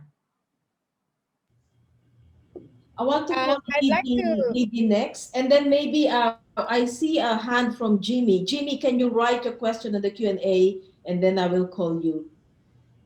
Yeah, Yeah, Jimmy. just to add on the market mechanisms. Actually, technically, taxation of goods and services is market mechanisms. But as Meena said, they're refusing market mechanisms when they work towards penalizing the polluters. For instance, the imposition of carbon tax that are high enough to actually reflect the cost of these polluting products, of the harm of carbon emissions, for instance. That is a market mechanism. But they refuse that. Whatever carbon taxes that have been actually approved thus far is still far below to reflect the actual true cost, not just financial, but economic and all other costs of fossil fuel products, for instance. And when these market mechanisms are meant to actually contribute towards meeting their climate finance obligations, they're not being entertained or they're not being discussed. So when we talk about refusing market mechanisms, it's the kind of market mechanisms that what we refer to as giving false solutions to the problem of climate, to the problem of reducing emissions, because instead of actually leading to the reduction of emissions, they're actually just leading to making profits, from the climate change, and from refusal of government, especially in the rich countries, to do actual climate action. Okay. Well, we have two questions on the floor. One is from Irfan. So, Kathy, can you make Irfan a speaker as well? And then there's Jimmy Castellano also raised his hand. So please make your question less than 1 minute. Irfan?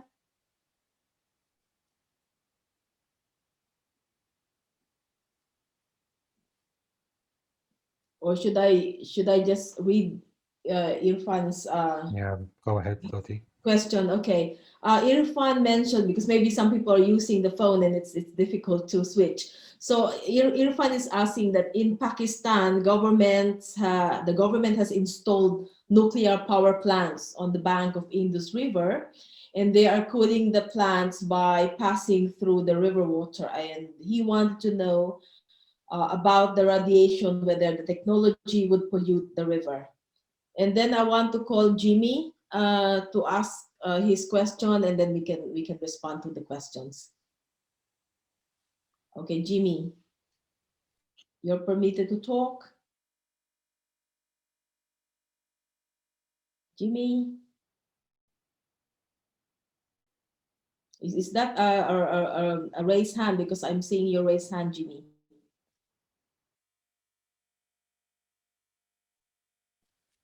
Yeah, his mic is off. Your mic is. Maybe in the meantime, we can take a Okay, question on the meantime, nuclear. Huh? nuclear, anyone who want to respond to that?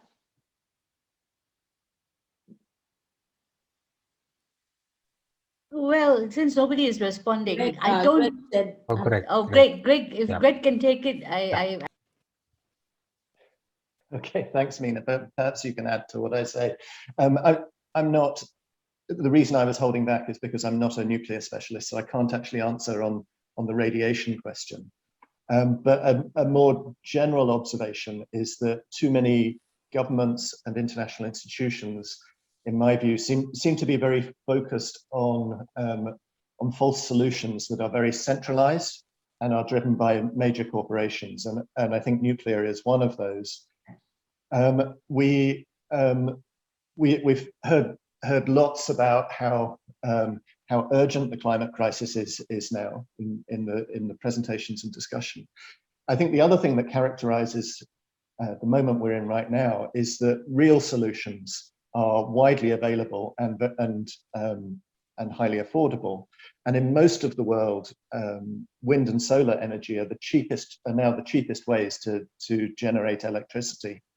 I think for me, really, the reliance on both nuclear and on fossil fuel generation it represents a kind of institutional culture that is locked into corporate friendly and centralized solutions, when there are actually much better solutions widely available and at lower cost.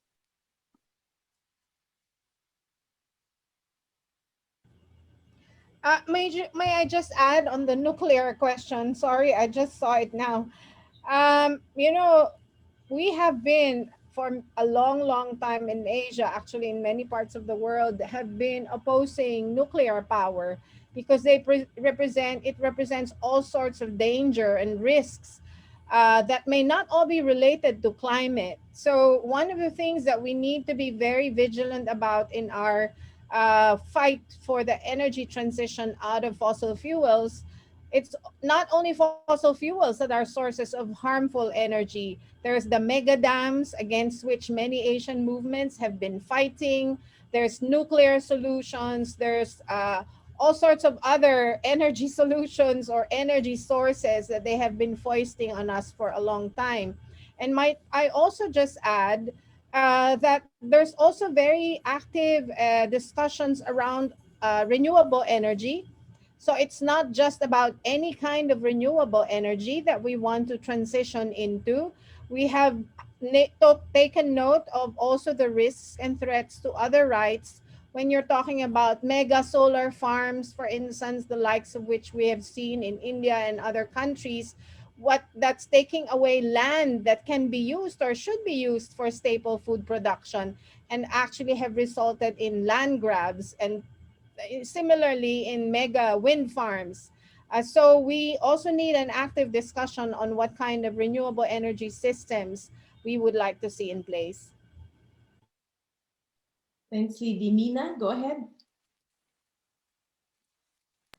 Yeah, no, just to complement to both what Lidy and Greg have been saying, but just on the issue of radioactive waste, we've been fighting. So I was just wanting to answer the question about would there be any radiation in the water?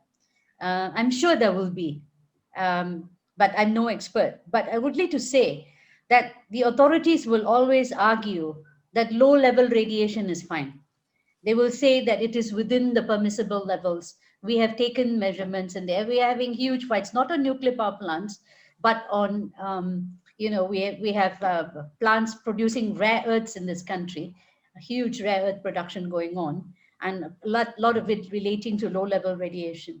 And we had to have, it's the same corporate agenda, which supported actually by the military industrial complex, which actually, and the nuclear energy complex, which will obfuscate the science and tell you that low-level radiation is fine, it's no problem. So there is cost and benefit. Some people will benefit, other people will have to die. So, but there are scientific books and all that we had to rake up, which shows that there is no threshold for radiation. every dose has an effect. And this is quite established now, although it will be challenged, or the debate will rage. But low-level radiation is a huge issue. So no to nuclear power, please.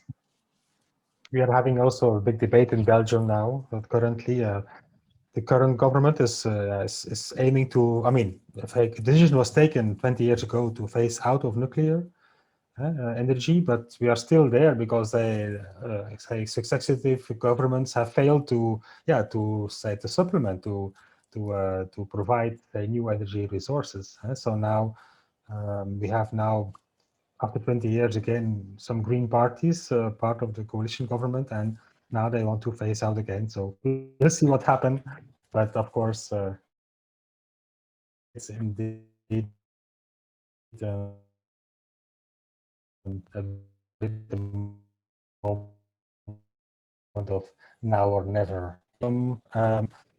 Tabby, she cannot use a mic, but she was referring to, in fact, we are becoming a bit an era of techno-feudalism. In fact, digitalization is spreading all over and is controlling our lives more and more. And sometimes this is, let's say, also justified by this say evolution. This trend would be like more climate friendly, or say, or less harming for environment. But at the same time, we lose also some grip on communication. There is monopolies are growing. So how do you see the link with this, say, the rise of the digital era and the climate justice struggle? Anyone wants to take that on? I think the development of science and technology has always had two aspects in history. One, of course, is that the development of science and technology has often been skewed towards the interests of elites, against women, for instance, also. But the advancement of science and technology also bears with its seeds of what can be used as instruments for liberation. So take the case, for instance, of the globalization of the information technology. On the one hand, these are really very powerful tools to, for instance, just on the question of information dissemination, it's not just only power, it's two things. It's powerful tools to feed people the information that need to be fed to them in order to deceive people, in order to keep them in control. It's being used in our elections to, there's now the term used as false news. But at the same time, there's also an element to it that democratizes information, in that there's now a large-scale sharing of information that happens across people, across countries, that technology is making possible. So there is this contradiction, and we must be very aware of the contradiction in the development of science and technology, so that we take the elements of which that we can use as instruments for our own liberation and empowerment, while we consciously fight the aspects of it which are, of course, now being used by those in power to control us. Mm-hmm. Thank you, Lidy. And for those who wanted to know more about that, you can also go to the trade workshops and the panel on trade, because they will also discuss that, especially with the understanding that data, all this digital information is the new oil. I have Teresa to supplement that as well, and then Meena. Hi, just to say that when it comes to technology, there's always been this assumption by techno-optimists that technology is always going to be ethically neutral. But in fact, it's all too easy if the measures aren't put in place, if there's not a good analysis for technology to be used to concentrate land and power and wealth, again, in fewer and fewer hands. It's often the most powerful who are in the position to use technology and to get the advantage from it, and the marginalized who don't get that opportunity. And in agriculture, we've seen a clear example with that, you know, with the Green Revolution. That was a new form of applying technological science thinking to agriculture that created a total transformation in the agriculture system. And we only now really understand the harm that it's done on a large scale to the planet. The genetically modified organisms, these are patented. That makes it even easier for corporations to control more of the system, and to punish farmers that don't comply with them. Now we have new trends like so-called precision agriculture is using data and technology, often, you know, pitching it as a climate solution to reduce emissions intensity, and that often is, but that is often going to be playing hands and be used more by the big farmers than the smallholders. And now we see big data, you know, the collecting of data on our consumer habits, and a digitalization of the food system. We're heading in a direction that is actually quite scary, and that we need to be aware is the digitalization of agriculture is something that we need to be aware of, and that's coming on the horizon, and we need to understand its implications and how to challenge it.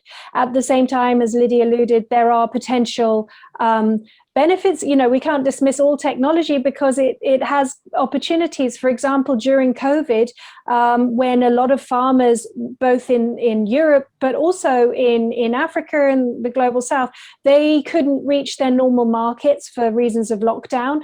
And simple solutions like text messaging and online systems actually became accessible and usable. And we work with smallholder farmers who themselves, you know, they don't have computers or that much access to technology, but they had enough that these created platforms that they could still sell their products, make their livelihoods, and not lose out on their whole earnings for the year. So there are ways to explore these, but they need to be controlled and put in the hands of communities rather than big, powerful people.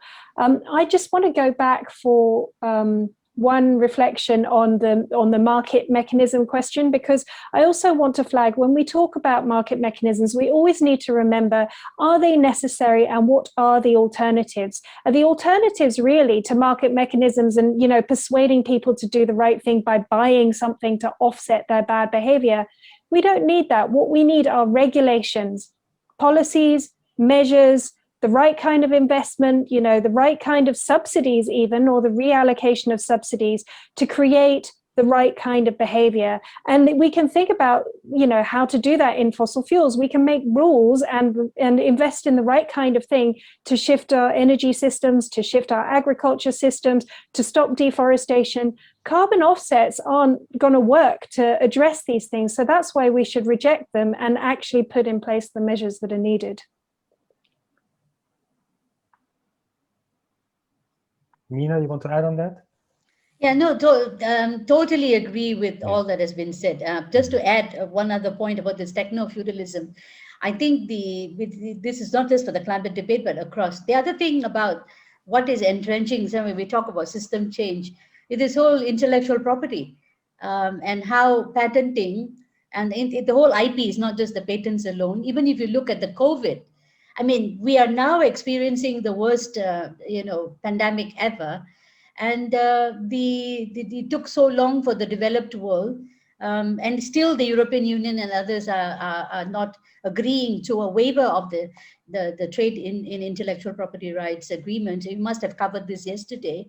So it already shows you that this whole techno concentration, the stuff that Teresa was talking about, Lidy was talking about, how the concentration of the same thing into the big corporations and ruling the world, and how they are actually have written rules so that they continue to dominate and monopolize and create the concentration of this. So I do think that we need to be totally aware. And the other thing, of course, is many of our governments think that our indigenous peoples, local communities don't have the knowledge. They think that everything that comes from the West, from the corporations, from the Bayers and the Monsantos and Bill Gates are far more sound, because there is this whole colonial mindset that the education that we have been imbibed with, that everything from the North is good, everything that we have from the South is bad. And so basically, we are all going to go backwards. So the final thing about the system change, climate change thing, that many of the solutions are in the hands of our local peoples. And for the longest time, we've been saying we have to begin to recognize that that is the only knowledge that is going to save us. And I think that we need to, at all fronts, confront the colonial systems and the concentration that continues in the post-colonial era with all these vehicles of domination and oppression. And we have to break away that. So we've got a lot to do, but it's very exciting because there's a lot of us who can do that. Continue to protest. Yes. Thank you, Meena.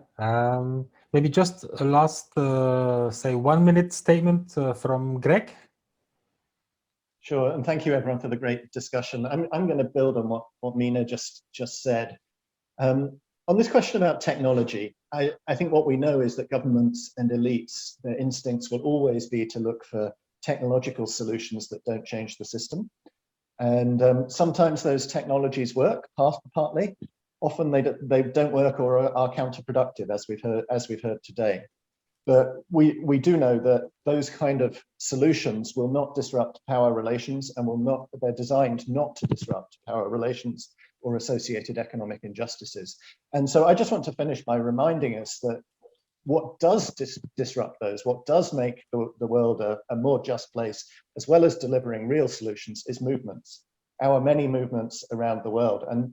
And so just to finish on a positive note, I think my perception, I've worked on this stuff for 20, 25 years, and I think we are stronger now than any other time I've seen in that period. And for instance, we're seeing some international financial institutions stopping financing fossil fuels. We're seeing some governments stopping licensing new oil and gas. We're seeing the beginnings of just transition policies in a number of countries. And in all of those cases, what that is being driven by is movements, our movements, who have worked on these issues for years and in some cases decades. And that's what makes me hopeful that we can resolve these issues. Thank you, Greg. Lidy, can I invite you for the last 1 minute closing remark? Just two things. I think, Kris, you typed a question earlier that I wanted to respond to about there seems to be a lot of coordination and cooperation around climate justice work and the various issues of climate justice work. And yes, there is indeed mechanisms for cooperation globally. For instance, the Global Campaign to Demand Climate Justice. We're also collaborating with other partners on various projects. Greg has already mentioned one of them that we're working closely with him. There's also regionally, there are networks that are working on energy issues in Asia. There's the Asia Energy Network. There is Europe, at least there's one that I know on coal, Europe Beyond Coal Network, that's doing a lot of campaigning. I think what we can do is maybe share with all of you, if you're interested, and we might have your email address, is to share the organizations and the contact persons and the networks if you want to, connect with these various groups. But the AEPF is also a good place to connect with all these groups and initiatives. And I just like to, upon Dottie's prompting, flag and promote the other climate forums that we're going to be having in the next 2 days. Dottie will mention the details in terms of time, but there's Climate and Trade Nexus. There's also another discussion around the issue of climate finance and reparations. They're taking place tomorrow and the day after. So Dottie can give you the dates. But yeah, please feel free to write to us, the AEPF, and we can get you in touch with these different networks that are collaborating on these campaigns. And I should mention Clara, which is an alliance around land and agriculture issues, which Teresa and I marginally are also active in. So thank you. Yeah, thank you, Lidy. Yeah, actually today we still have 2 events on climate. Right after this at 11:30 to 2, we have the nexus between trade and food sovereignty. So more discussions about land, food, rural development, and climate. So this is titled Nothing to Lose But Our Supply Chains, Activism on Trade and Food Sovereignty in Asia and Europe. And that will be followed CET time 1:30 to, sorry, BST time 1:30 to 3. So that means 2:30 to 4. We will have the discussion on how trade deals fuel climate breakdown and what we can do about it. So we will discuss all about these new enemies that I was talking about, the investment state dispute settlement, which will make most of our climate action be problematic, because then the companies will sue our governments. We will discuss about the new Energy Charter Treaty and the carbon border tax. So those are the new issues that we are studying and we need to learn, because these are the new things where you can see that the market have teeth, and the climate actions at this point, many are aspirations, and we're still pushing for them to be implemented. So I think at this point, some of the takeaways that we're having here, or we've heard from all our speakers, we need to continue decolonizing the climate discourse, and also to point out, with all these many years of campaigning on climate justice, many of the alternatives were presented, put on the table, fought for, discussed on the parliament of the streets by social movements and communities that are presenting their alternatives. So those alternatives are alive, pulsating, and just needed to be recognized and mainstreamed, or be put into action by governments, which we are still doing. We're also saying that from time to time as well, there are some victories that we are experiencing. So it's important to celebrate those victories and to remind all ourselves that the importance of that dialectic of winning some campaigns, some policy changes, and how it will incrementally build for social change. So those are very important ideas to keep in mind. So thank you very much for all your participation. So Kris and I are happy that that you all joined this morning and stayed with us for these last 2 hours. So see you in the next events. Also on the just minerals transition, there's also that discussion on Saturday where we will talk about green extractivism and all those questions. So please look at the program. There are so many things that are still on offer. We have a big buffet of events, actions, and interesting discussions there. Kris, do you want to say something, and then we'll close? Well, I can just say, kind of stress that this was a very interesting session, and I think it was good to bring all these different topics together, which are under climate justice campaigning. I think the just transition is really about trying to get more justice in this society, and I think that's I think a bit the key word I remember from this session. As you mentioned, inviting people to check the website for more interesting sessions, and in case people would miss any session because they're not available, check our social media. You can always watch the sessions on Facebook, even also when at a later moment in the day or the week. So thanks again, and see you very soon. Bye-bye. Thank you. Thank you to Bye-bye. all.